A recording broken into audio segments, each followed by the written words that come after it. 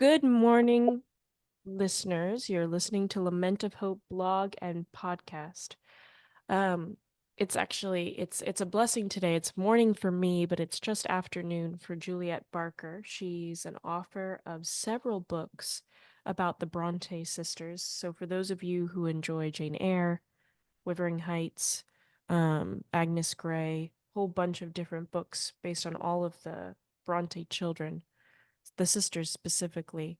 Um, Juliet Barker is a historian that specializes kind of in the Brontes as well as in medieval history.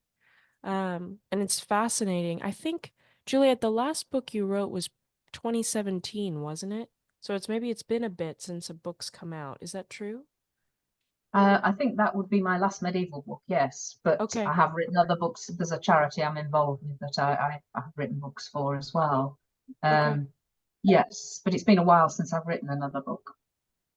Well, Juliet, I want to kind of dive into, to be honest, it was so cool to find someone who appreciates and loves specifically the Bronte sisters, but history so deeply that you kind of devote your life to that's what you write about.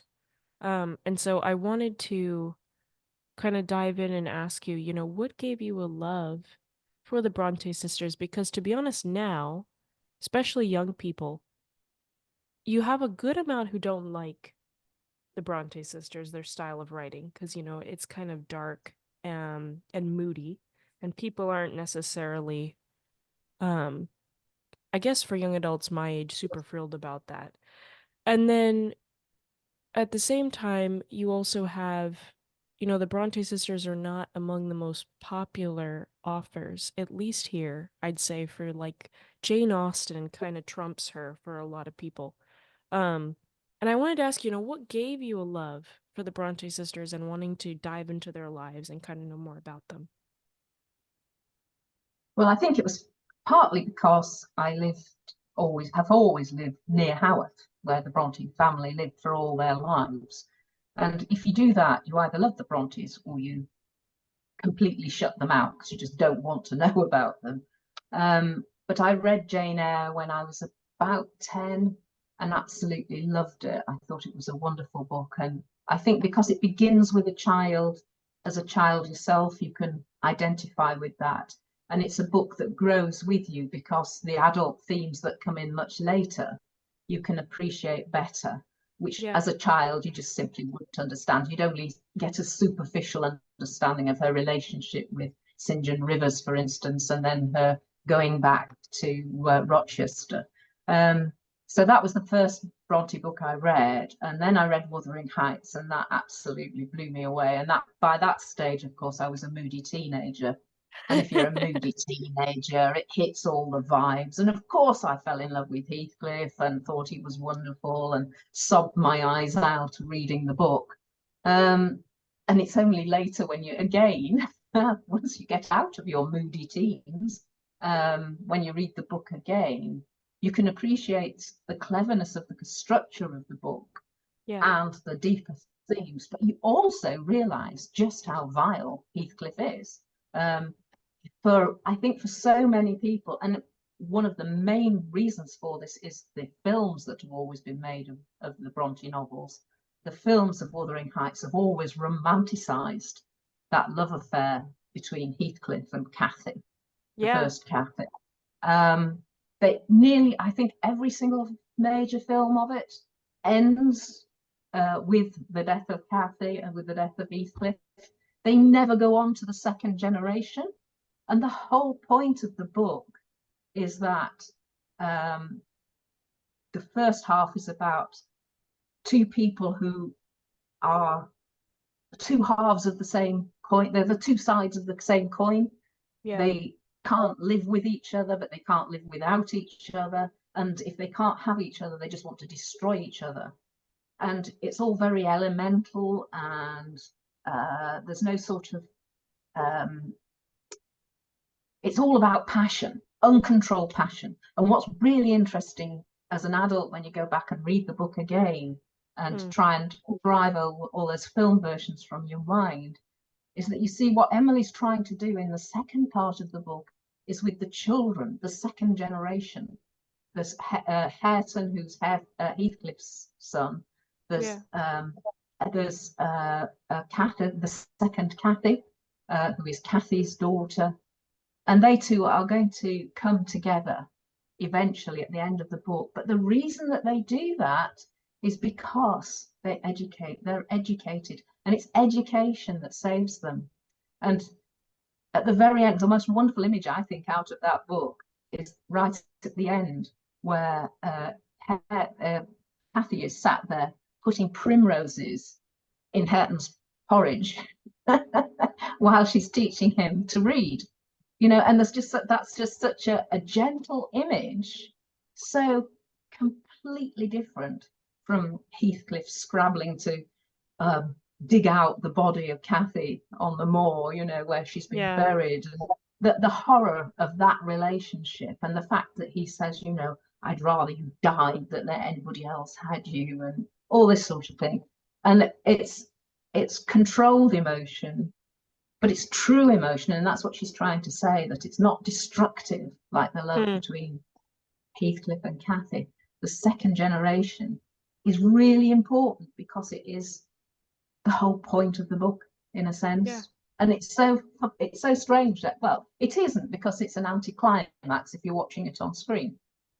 If it's an anticlimax after seeing all the histrionics with Cathy and Heathcliff. But it's actually makes it a much more powerful and intellectually demanding book than you would otherwise expect. So for you, these books just really compelled you to want to know more about the personal lives of the authors? That's right, yes, because when you read something that's full of passion, and Jane Eyre, of course, is full of passion too. You think, and it's coming from the heart. It's written from the heart in a way that Jane Austen's isn't. Jane Austen's work, yes, it deals with affairs of the heart, but it's a very measured and all about society. And the characters in the Bronte novels are outside society. They're elements, and in some senses, it makes them more easy to identify with, but especially when you're young. But what I think is so brilliant about the books is that, as I say, you can read them very young and appreciate them at one level, but the more you read them, the more you read into, the more you understand them, and the different visions of it that you get. It takes you further out. And for the extraordinary fact that you've got 3 girls living in a parsonage in the wilds of Yorkshire, writing books like this, which absolutely shocked society at the time. People, even Mrs. Gaskell, didn't think her own daughters ought to read books like Jane Eyre. She thought it was wrong that you should read books like that. I think it's very difficult for us to understand the moral outrage that these books created when they were published. And of course, this was why the girls chose to publish under their pseudonyms, which could be male or could be female. So Charlotte became Currer Bell, Emily became Ellis Bell, and Anne became Acton Bell, because they wished to remain private, and they didn't want their work to be judged on their sex. A certain type of writing was expected from female writers, and they knew that it contravened all that, but they didn't ever realize, until the books were published and the reviews came in, they didn't realize just how shocking those books were going to be to society at the time. So it's fascinating that they produced these books. And so you say, well, what every other biographer of the Brontes has always said, well, where does it come from?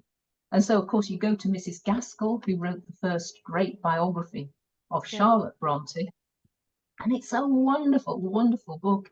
I remember sitting there when I was, I don't know, 13, 14, reading it, and absolutely in floods of tears, and, just poor Charlotte. It's what we call the Purple Heather School of biography.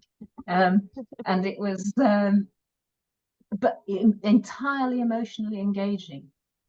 And again, one of the really interesting facts about that biography is that it does completely, if you were somebody of that period who'd read about Charlotte or had read uh, um, Charlotte's books, or particularly Wuthering Heights, or The Tenant of Wildfell Hall, Anne Bronte's second novel, which is very much in that same sort of scenario, then you came away with the idea that the people who had written these books were absolutely beyond the pale. They were immoral. They loved immorality.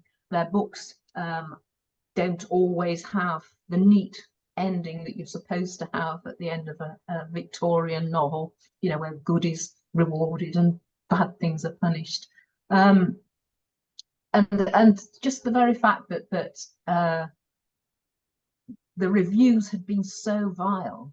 Gaskell had met Charlotte Bronte. She knew she wasn't someone who loved immorality and loved to do, you know, was somebody who lived beyond the pale. She wanted to rescue Charlotte's reputation. And so she started the whole Poor Charlotte school of biography by revealing her as she really was, you know, this very quiet person who lived in a remote and very secluded life, completely different from the sort of the milieu for her novels, and ditto for Emily and Anne too. So what's fascinating is, well, where did it come from? And the answer is, it didn't come. What Mrs. Gaskell said was, well, it came from looking round their place where they lived. Haworth was this terrible debauched place where the vicar used to have to go round and whip the parishioners out of the pubs to get them into the church, and there was cockfighting on deathbeds, and it was just this awful place. And the Brontes just painted life as they saw it around them. That was her excuse. But the real answer, of course, is that since they'd been very small children, they had been writing and, well, inventing stories, writing them together, and they had created characters who were just like Rochester, just like Heathcliff, just like Happy, and they've been writing about them since early childhood. And the reason for that is that it's the complete opposite of their own lives. It's you know, if you're the children of the parsonage, you have to behave in a certain way, but nobody can control what's in your head. And that gives you great power to create these, well, in Charlotte's case, she creates this hero who is initially based on Wellington, the Duke of Wellington, but becomes far away from that. Who has mistresses and illegitimate children and love affairs, and it just, you know, it's all complete opposite of quiet life at the parsonage. So that's the attraction of it. And nothing could be as interesting to the Brontes as these imaginary worlds they created with these powerful, passionate people in them, who didn't have to obey society because they're living in imaginary worlds.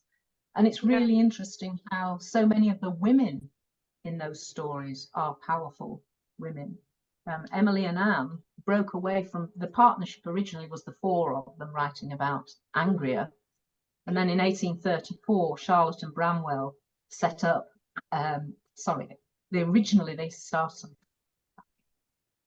the original partnership was written as the four of them, and they played them as plays and acted out the stories, and they were set in a place called sorry, gone completely mad. Glasstown, that's what I'm trying to say. Sorry, I'll start again. As small children, the four of them had collaborated in plays and in writing stories about a kingdom that they created set in Africa, which was called Glasstown. And that was ruled by genii, and everything was full of magic, and they could all, you know, they could kill off somebody and then resurrect them, and it was great fun. And then as they got a bit older, they got a bit bored with this, and Charlotte and Bramwell went off and founded a kingdom called Angria, where their two male heroes, Zamorna and Northumberland, are at loggerheads all the time. and they are both immoral characters, violent, and particularly Northanger and Bramwell's creation is very is evil, basically. But the girls, Anne and Emily, set off and founded their own kingdom, which isn't a kingdom at all, it's a queendom, and it's ruled by women. And it's really interesting, based on the life of Mary Queen of Scots. And so all their heroines are powerful women, and it's the stories of their lives that attracts them. But for instance, the stories that Emily was writing about her heroine are just like, she's just like a Cathy. They're capricious, they're powerful, they have men under their thumbs. And it's quite interesting that the more you read about the childhood writings, they call them the childhood writings, the more you read about them and of the stories, the more you realize how those feed into the novels. And it wasn't unusual for children of that age, of that period, to create imaginary kingdoms. Lots of bright children did that. What is unique about the Brontes is that they never stopped writing about them. They say they created them when they're still pre-teen. They are still writing them even when they're publishing their novels in adult life. So, for instance, Emily writes Wuthering Heights. As soon as she finishes that, she goes and finishes a piece of Gondel poetry, which is quite remarkable. So there's never a break. And I think you have to appreciate the importance of that childhood writing. Charlotte called it an apprenticeship in writing, that actually feeds into the novels and makes them so unusual, and also in certain ways makes them more timeless, because they're not bound by the rules of society on the whole. Well, Juliet, I wanted to ask you, because when you read Charlotte's Jane Eyre, I think from reading it a couple times, it's very passionate, but it's interesting because it's controlled passion for Jane. And then you have, Mr. Rochester, who's very over the top at first and just, really controlled a lot by how he feels and what he wants. And kind of understandably, honestly, based on his circumstances, which are pretty sad and, were out of his control in some extent, and then kind of took advantage of him. But then at the end of the book, you have this redemption with Mr. Rochester where he's even, saved kind of in a religious sense. And this uniting between the two. And then in Wuthering Heights for Emily, to be honest, it has a very different feel than Jane Eyre, where it's, two very passionate people, and then you have this huge climatic destruction for them. And then at the end, you are given this glimpse of redemption in a more educational sense, like you mentioned. The morality emphasis seems to me less than it is in Jane Eyre. And I wanted to ask you, like, do you, why is that? Like, because it seems for Jane Eyre's books, there is not Jane Eyre, Charlotte Bronte's books, there's this big emphasis on morality. And I would say for Emily's books, I mean, at least for Wuthering Heights, there seems less of an emphasis on morality as opposed to maybe a more humanistic emphasis of redemption, sort of like what you mentioned with education. And so I wanted to ask, like, what are your thoughts on that? What is, something you've come across with your research that might answer that question? It's a very long question. I think Charlotte is more interested in the morality, no question. But it's the social morality. And so you've got, at the beginning, Rochester is uncontrolled and as you say, he is out of control. He's married to a woman who has gone mad because her passions are out of control. Yeah. And so Jane comes in, and she's only 19. She's a very young girl, and he's twice her age virtually. And she comes in, and she is a model of control, but she'd not always been like that. The Yeah. child, Jane Eyre, is passionate, is uncontrolled passion. She tells people what she thinks of them. She doesn't care about Mr. Brocklehurst. She tells him, you know, I am not a liar. And you have all this sort of uncontrolled passion, but that gradually sort of disappears, it dissipates with her education. And I think for all the Brontes, education is a key factor. Okay. And so when she Miss Temple is a key figure in the book because she teaches Charlotte, as does Yeah. Helen Burns, the importance of controlling your passions.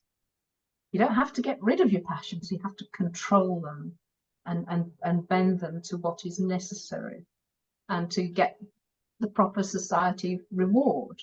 And if I think the key scene in that whole book really is when Jane finds out about first Mrs. Rochester, and she's seriously tempted to go away with Rochester, and that, you know, she could live as his wife, even though that would be bigamy. She's offered that opportunity, and it's what she wants in her heart, Yeah. but she allows her head to rule her heart. And then she has this whole business with St. John Rivers, which is an inversion of that, because St. John Rivers appeals to her intellect, it appeals to her moral standing. You know, she would go out as a wife of a missionary, she could do good in the world, she would be a helpmeet to St. John Rivers, who is clearly a good man. Yeah. She doesn't love him. And so you've got complete inversion of that relationship with Mr. Rochester. Yeah. And to be able to turn that on its head and to come back to Rochester, but she only gets to come back to Rochester after the first Mrs. Rochester has died in the fire, that Rochester himself has redeemed himself by trying to save his first wife, which cannot have been what he wanted to do, really, but morally he felt obliged to do it. And of course, the Rochester that she goes on to marry is, in fact, he's blind and he's lost the use of one of his arms, hasn't he? He's a disabled person. He's not the full on masculine hero that he had been at the beginning of the novel. And so she Yeah. gets a damaged person who has had to learn also to control his passions, and both of them to come to redemption through that because they've done the right thing. Right. Jane Eyre has done the right thing in leaving him rather than accept second best, or something that was immoral at the time, to be living with somebody who was already married. And he has come to redemption because he's tried to save his wife. Yeah. With Emily, I think it's different. I don't think she's really that interested in morality, social morality of the period, the sorts of morality that Charlotte felt governed by. You have to remember that Charlotte was out in the world a lot more than Emily. Charlotte went out as a teacher. She went out first of all as a schoolgirl, but then she went out as a teacher and a governess. She had to control her feelings, had to suppress any sort of behaviour that would have been unacceptable to her, the people who employed her. So Yeah. she's a different person to Emily, who couldn't cope with being out in society. When she goes to the only time she ever got a job, she went to work as a governess in a small school near Halifax, and she was only there for 6 months, and she couldn't cope with it. She became ill, and Charlotte describes it as slavery. And the point was that from sort of 6 in the morning to 11 at night, she was always on call because it's a boarding school. So she never had any time on her own. And for Emily not to have that time on her own, but also not to have the ability to think about and write about her Gondel creations was the kiss of death. She couldn't cope with it at all. Yeah. She, at school, she only lasted a few months, and Charlotte, in her letters and things, explains it as Emily loved the moors so much she couldn't bear being confined in the school. But actually, it's because she can't think and write about her imaginary world. And Emily was completely and utterly obsessed with her imaginary world in a way that neither Charlotte nor Anne, who'd been out in the real world much more, were able to turn on and off. Yeah. They both were passionate about their imaginary creations and the imaginary worlds, but they also had that physical and mental experience of working in households where they were basically between a servant and a member of the family, Yeah. difficult positions to be in. And that feeds in hugely into their writing, and particularly with Anne. But Emily didn't have that. Everybody always says that Emily's the strongest character of the family, but she isn't. She's the weakest. She's the one who can't cope with being away from home. And the reason she can't cope from being away from home is because she had to prepare lessons, be with people she didn't want to be with, no time on her own, no time to write or to imagine about her imaginary worlds. At least at home, where she's the housekeeper, her hands might be busy, she might be making bread or cooking or whatever, but her brain's free, her mind is free, and her imagination is just set free. And Yeah. the only time she ever copes with being away from home at all is when she goes with Charlotte to Brussels. And they go to the school, the Pensionnat d'Agé, in 1842. Again, Emily's only there for a short time. Charlotte goes back. Emily has had enough.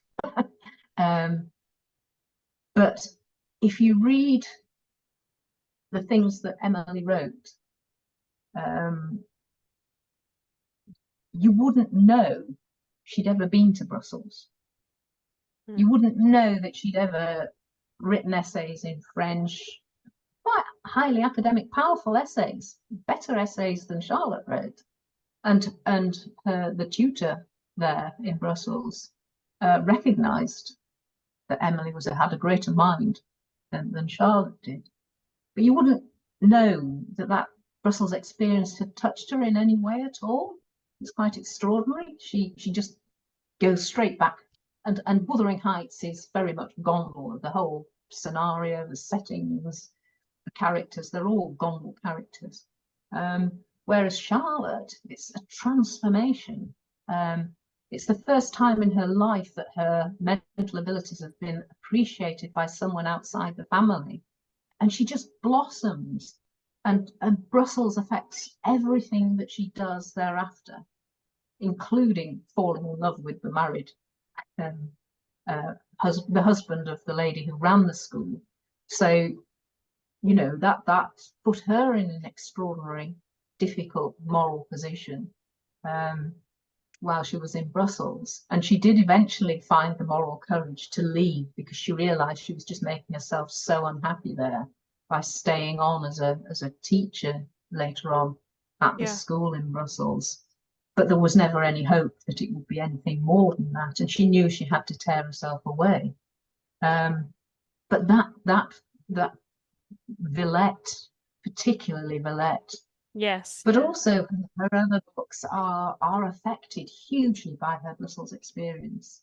It's Well, I was something gonna that say, because Jane Eyre and Villette, I mean, it is a similar kind of, different stories, but you have a governess, a teacher, and then you have, someone else in an educational setting, or, in Villette, and then for Jane Eyre it being someone who's married. Same thing with Shirley too, the other novel, the famous novel that Charlotte wrote. You've got a situation where you've got a woman who is in a very masculine role, in that she's wealthy, and highly educated and everything, but she falls in love with her tutor, and the two of them get together at the end. So it's quite that whole relationship between being taught and teaching is all fraught with emotional baggage for Charlotte, and is something that she comes back to again and again and again in her own writings. Hmm. But Monsieur Heger himself, the man that she fell in love with in Brussels, had a tremendous effect on her writing, because up till that point it had all been very like Emily's, actually, hugely emotional, uncontrolled. And when you look at his comments on her essays, he says things like, bring it back to the point, puts great lines through all, you know, in her great long ramblings or whatever she's saying, you know. And he says, you know, you've got to focus. And he literally taught her how to write in a much more contained fashion. I think with Emily, she didn't take that lesson to heart in the same way. She wrote very powerful essays, but she never really sort of, she went back to what she'd always done, basically. Yeah. But hers Well, hadn't been as uncontrolled as Charlotte's, I think. well, I wanted, something that's curious to me though too is the Bronte sisters had a very hard life. So it's interesting that their novels do reflect hardship. That it's not something where everything goes. Um, I don't want to say like with Austen, at least what I've read, of Austen, is not that everything goes well. I don't want to say it that way, but in Jane Eyre, in Villette, in Wuthering Heights, there are these very intense emotional um experiences in kind of not everyday occurrences, but in just kind of as life is happening for these different characters, you have these just really emotional, sometimes even dysfunctional situations that they're in. Um, and they're making do or working through that, some better than others. Um, but isn't it true that, the Bronte siblings, they all, I think Charlotte was the last one to live, right? All of them died, and then Charlotte was the last one to die. And then I think their father outlived all of them, right? So isn't it, That's right. um, I mean, they experienced a lot of heartache and they all died young, didn't they? Yes, they did. But that was a common experience at the time. Um, Initially there were the 6 children. Charlotte had 2 older sisters, Maria and Elizabeth, and they died aged 10 and 11 from TB.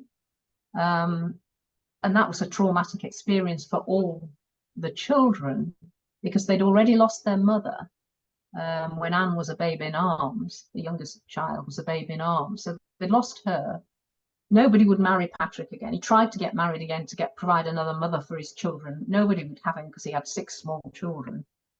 Their aunt, Mrs. Bronte's sister, came to live with them to be a female member of the household, to give them a role model. But she always missed her background back in Cornwall, where she lived a very Jane Austen type existence, with assembly balls and this sort of life, and a very social circuit, completely different from life in West Yorkshire, where it was a very much an industrial society that was growing even more industrial, and where they were quite socially isolated. So You were that talking about Charlotte and her sister's earlier life, or for the aunt, the one who came to visit? I'm sorry, I'm talking about the aunt there having a Okay. very social life. Her when you read about the life of Mrs. Bronte and her sister, who's called Aunt Bramwell, it's just like reading about in a Jane Austen novel. You know, Well, they lived in a very not an impoverished existence at all. They were quite well off, comfortably well off. They had lots of social gatherings. They went to the balls.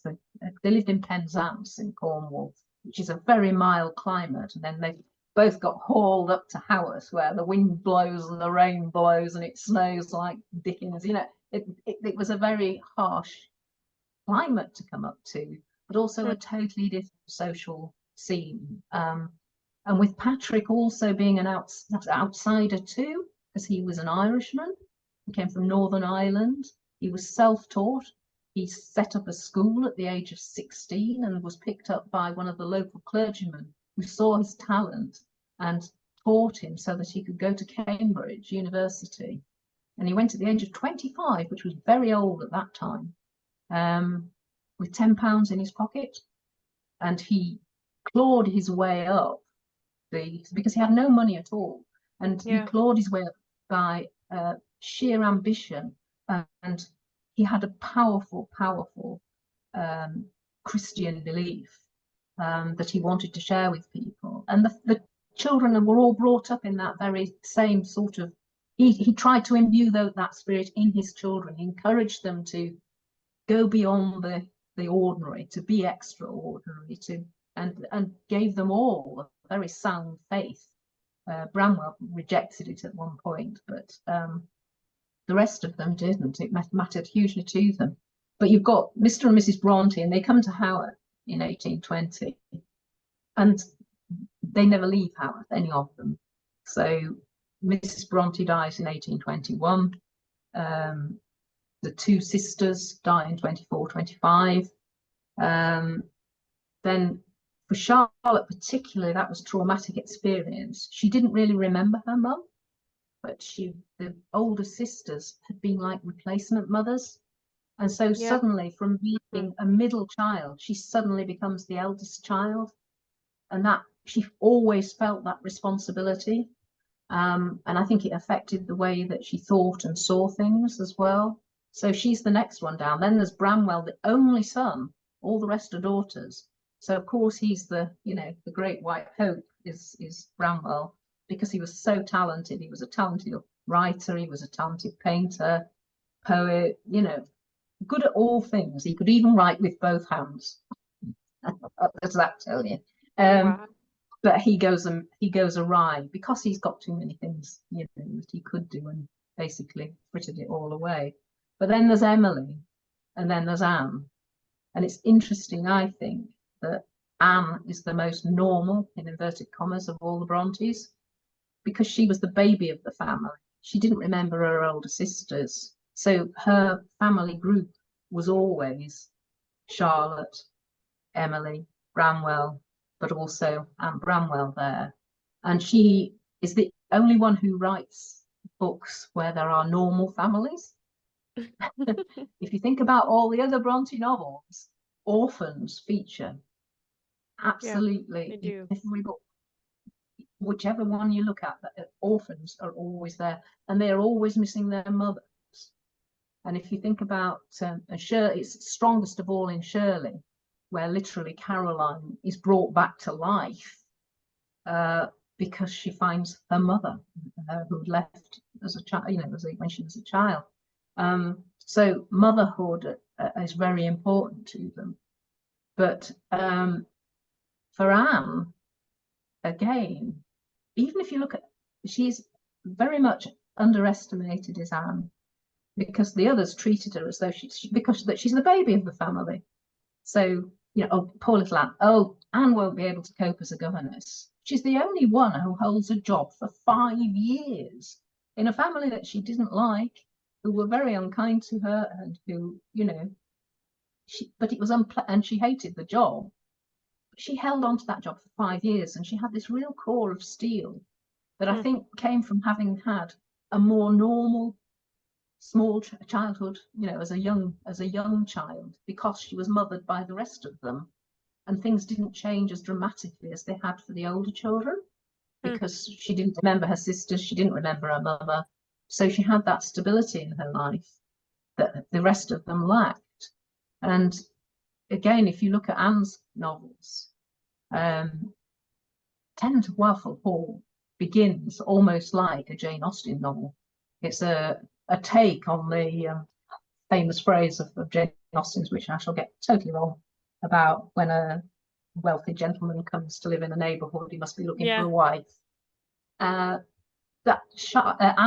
begins the Tenant of Wildfell Hall with a wealthy woman coming to live in the neighbourhood, and everybody assumes she's looking for a husband. And she very much appreciated Jane Austen's novel. She was a fan of Jane Austen, which Charlotte was not. Charlotte always said Jane Austen's novels were like little paintings of gardens, neatly fenced around and everything, and there was no wild moorland, around it, which is quite a nice analogy. So, but Anne's books are very powerful, and she, in Agnes Grey, her book about being a governess, she Yeah. skewers the family who treat her so badly and who are so cruel to her. But not because she's sort of getting at that. She's skewering society and its lack of moral values, and she does the same thing in The Tenant of Walthall Hall. And her book, The Tenant, is quite extraordinary too, because you find out that the tenant, Helen, has left her husband, which was an extraordinary thing to do, and was earning her own living. But the reason she'd gone was because her husband was debauching her child, and she couldn't stand by and see her child destroyed by this immoral drunkard that was her husband. So Wow. she leaves him, and then she again, it's this redemption thing about doing the right thing. When her husband is dying, she goes back to him and nurses him until he dies. And she's then in the position where she is free to marry herself, and she's had this sort of, not an affair because she never lets it become an affair, but there is a man that she's interested in called Gilbert, who is besotted with her and wants to marry her, but she proposes marriage to him. Now, how many Victorian books do you know where a woman proposes marriage to the man, not the other way around? And Yeah. that's an extraordinary thing to do.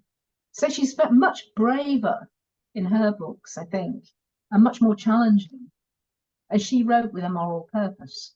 She really wanted to make sure that people did have that moral outlook that she shared, but that her sisters felt they obliged. Well, Charlotte in particular felt obliged to include. And it's an absolute part of the structure of her books, is the morality of the relationships, but it's not the theme. Whereas in Anne's books, it is more of a theme. You mean in Charlotte's books it's more of a theme? No, in Anne Bronte's books, it's more of a theme. In Okay. Charlotte's books, morality is there, and it's important, and it's absolutely crucial at various points in the story. But for But Anne, you're saying it's a for theme. Anne, it is Okay. the theme of the books. Okay. Well, because I'll be respectful of your time. I have one more question for you, Juliet. Um, Kind of your own personal thought on this is that,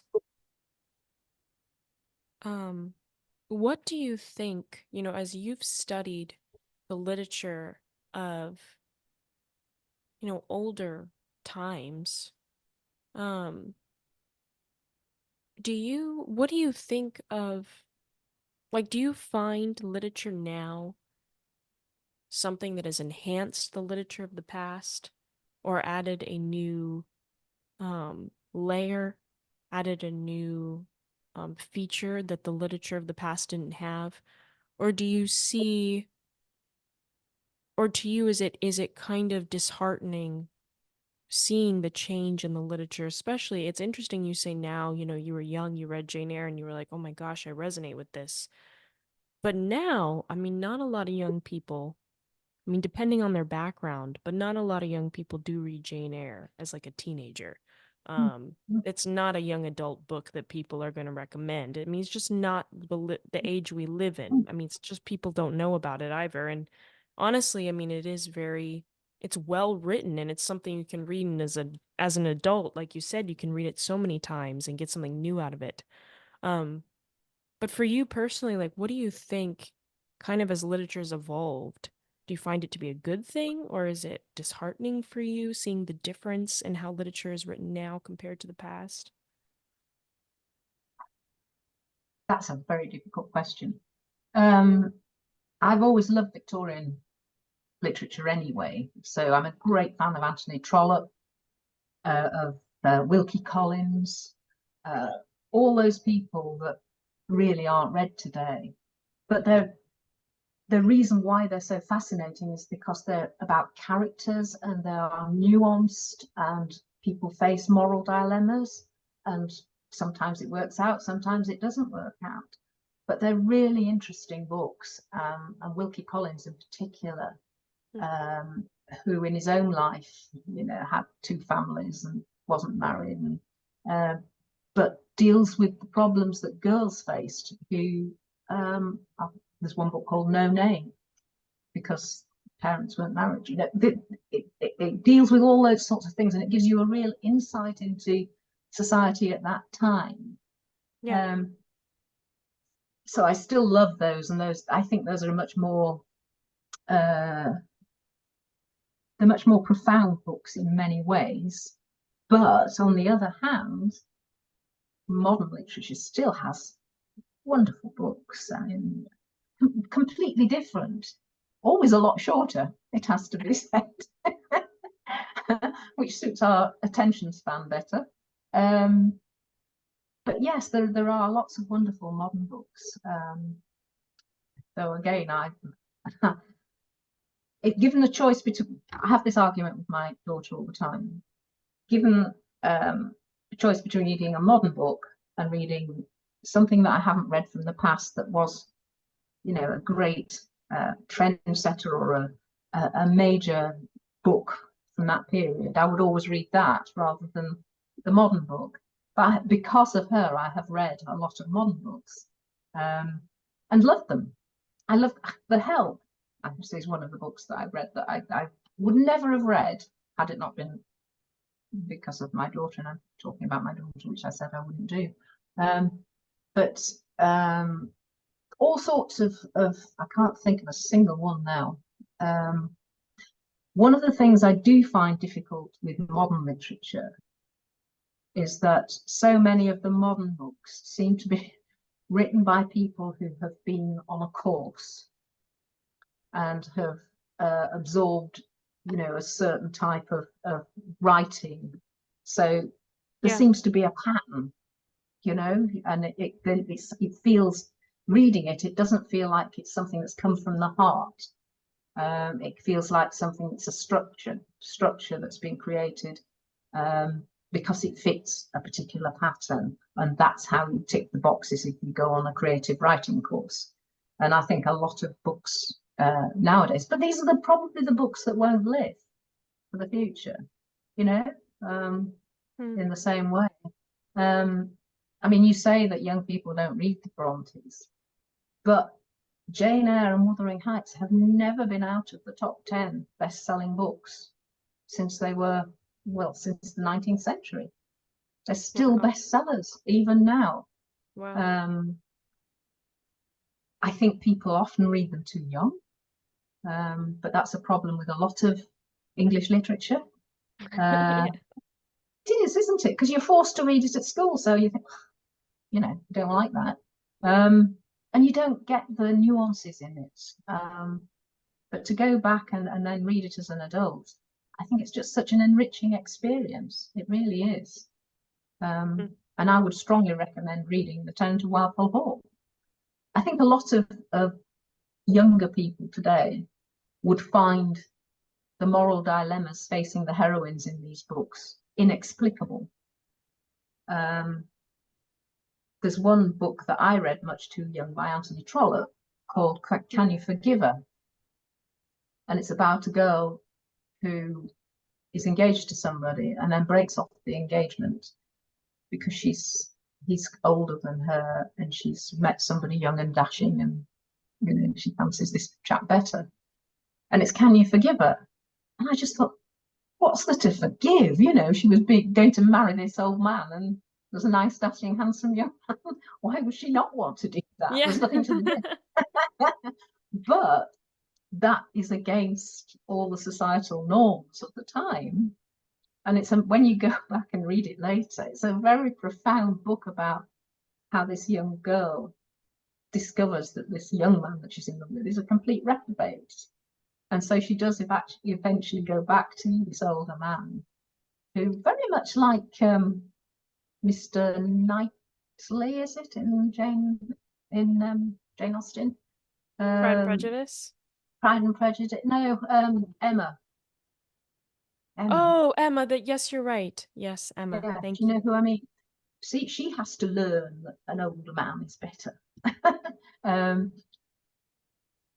I think that is something that a lot of people nowadays just simply wouldn't understand. But society has changed so much. I mean, what we all always forget, and I think so many biographers forget this, is that morality was there to protect people. Because if you were a young girl and you got pregnant, that was the end of your life. You know, if you were not married, you had to be married. You couldn't go and have sex with a man that you liked or loved or whatever, for fear that you would get pregnant. Yeah. And a birth control changes everything. It changes the whole lives of women in a way. I think that we've forgotten how much it changed life for girls and young women. And it gives you so many more options. And in that in itself challenges the morality of the time. And certainly of that period, you know, we think, oh, they're just all stuffy old. It's a male-dominated society, which, you know, to a certain extent it is, but there are reasons for it, you know. Yeah. So it's always a much more complex situation. I've always thought it was interesting that the first biographers of the Brontes, in fact, most biographers of the Brontes, have actually been novelists themselves, and they're all attracted by the terribly sad lives that the Brontes led. And they love depicting the men in Charlotte's life, like Bramwell and poor Patrick, who gets such an awful and completely unjustified press, partly from Mrs. Gaskell onwards, indeed. And it's such a skewing of the relationship, the family relationship with them all.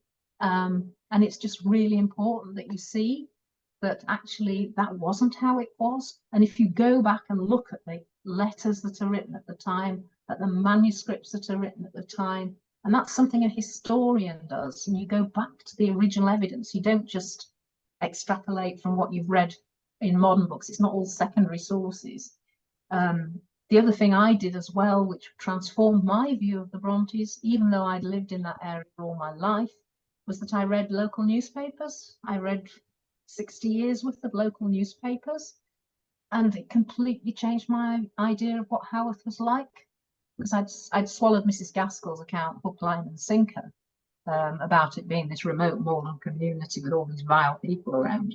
And it really wasn't. It was a busy industrial township, and it had all sorts of things like a mechanics institute, and it had a lending library and a subscription library, and there were all sorts of things you'd find in a normal, you know, any normal town. So the Brontes weren't isolated in that sense, but socially they were isolated because father was Irish for a start, no mother, difficult for them to mix. They were in a community that was very much nonconformist, and whereas their father is Anglican, he's the Church of England, and they just didn't have very much in common with the people around them. So when they were all at home together and they were thinking about and writing and doing these plays about their imaginary characters, it's an explosion of emotion that they can just indulge in a way that they can't when they're out working in the big wide world. Yeah. So home was the most important factor in their lives. Well, Juliet, this has been, I mean, for me, fascinating because I have, enjoyed these books since I was young, and it's just amazing to get to hear more about their lives from someone who's studied, like you said, sources from the time, and has kind of devoted your life to this study. Um, but thank you so much, Juliet. And I'm going to, for listeners, there's going to be a link to Juliet, her website, but also if you do a Google search of her name, you'll see all the books she's written throughout the years, and there's a variety of them, from the Brontes to Henry V to talking about um Wordsworth, I believe, right? As That's well right. as um medieval history. It's just fascinating. And so I highly encourage you to take a look at her work, as she spends several years researching and then writing the book. But Juliet, thank you so much for your time. This has been such, I mean, this is just such a cool thing to get to talk about with you. So thank you. You're very welcome. It's nice to get a chance to talk about my hobby.